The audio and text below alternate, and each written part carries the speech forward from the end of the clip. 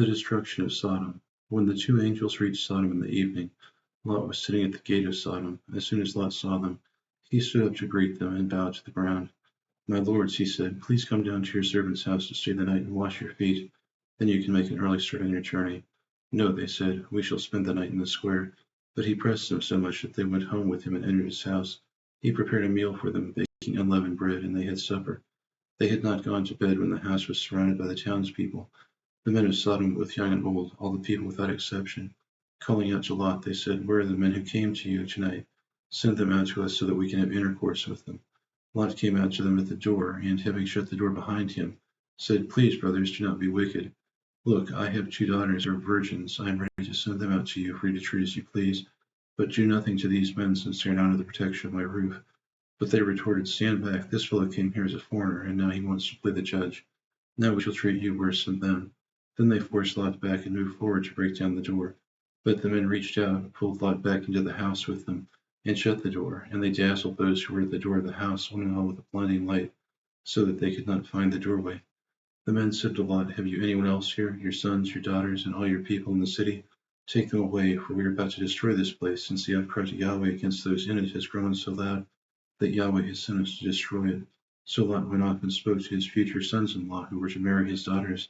"On your feet," he said, "leave this place, for Yahweh is about to destroy the city." But his sons-in-law thought he was joking.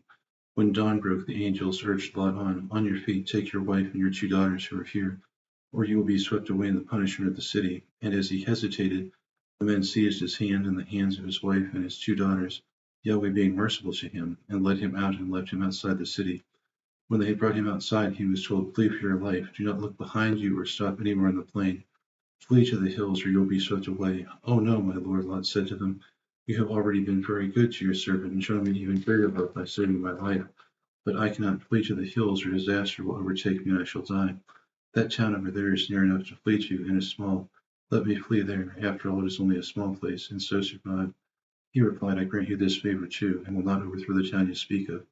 Hurry, flee to that one, for I cannot do anything until you reach it. That is why the town is named Zoar." The sun rose over the horizon just as Lot was entering Zoar.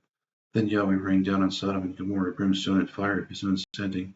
He overthrew those cities and the whole plain, with all the people living in the cities, and everything that grew there. But Lot's wife looked back and was turned into a pillar of salt. Next morning Abraham hurried to the place where he had stood before Yahweh, and looking towards Sodom and Gomorrah and the whole area of the plain, he saw the smoke rising from the ground like smoke from a furnace.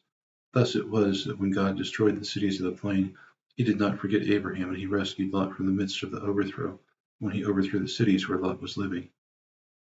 Genesis 19:1-29, the New Jerusalem Bible.